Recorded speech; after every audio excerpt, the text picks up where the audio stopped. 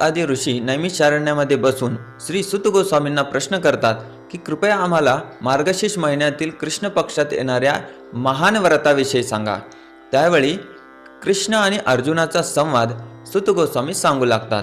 म्हणतात की मार्गशीर्ष महिन्यातील कृष्ण पक्षात येणारी जी एकादशी आहे ती एकादशी उत्पन्ना एकादशी म्हणून प्रसिद्ध आहे, ज्या दिवशी स्वतः एकादशीचा जन्म झालेला आहे। तर या एकादशीची कथा अशा प्रकारे आहे। मूर नावाच्या बलशाली असुरांनी देवतांना त्रास देऊन सोडला होता। स्वर्गावर अधिपत्य स्थापन केले होते आणि सर्व देवी देवतांना स्वर्गातून हकलून लावले होते। शेवटी काय, सर्व देवी देवता मग भगवान श्री विष्णूंच्या शरणी येतात। भगवंतांना प्रार्थना करतात की हे अनंत, हे जगन्नाथ, हे प्रभू, आम्ही आपले सेवक आहोत, कृपया आमचे रक्षण करा। भगवंतांनी देवतांना आश्वासन देऊन पुढे मूर राक्षसाशी युद्ध करण्यासाठी आपला मोर्चा वळवला। भगवंत मूर नावाच्या राक्षसासोबत युद्ध करण्यासाठी गेले। मूर आणि भगवंताचे युद्ध हजारो वर्ष चालले, कारण तोही अतिशय बलशाली होता। भगवंताच्या मनात एक विशेष अलौकिक लीला करण्याची इच्छा झाली। मूराला आंशिकरित्या पराजित करून भगवंत बद्रिकाश्रमात जाऊन तिथे हेमवती गुफेमध्ये विश्राम करत होते।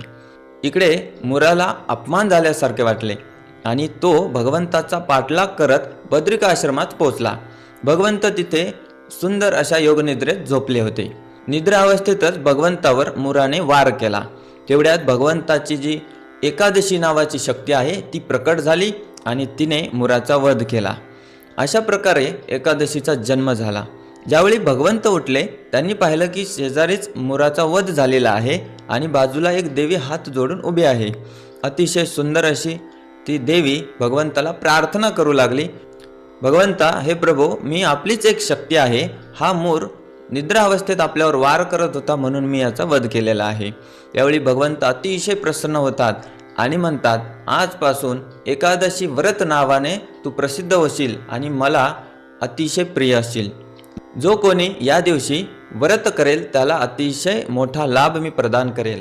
मी स्वतः माझं नाव तुला प्रदान करतो। माधव तिथी किंवा हरिवासर म्हणून तू प्रसिद्ध होशील आणि जो कोणी या दिवशी अन्नाचा त्याग करेल त्याला हजारो हजारो यज्ञाचं फळही मी प्रदान करेल।